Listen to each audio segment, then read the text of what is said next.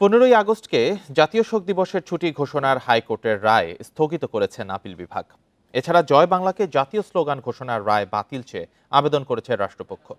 এ বিষয়ে আগামী রোববার আপিল বিভাগে শুনানি হবে।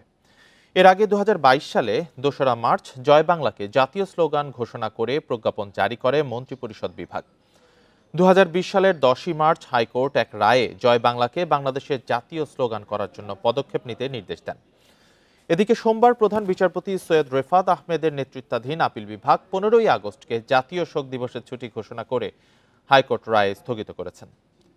2008 সালে হাইকোর্টের এক রায়ে 15ই আগস্টকে জাতীয় শোক দিবস পুনর্বহাল করা হয়।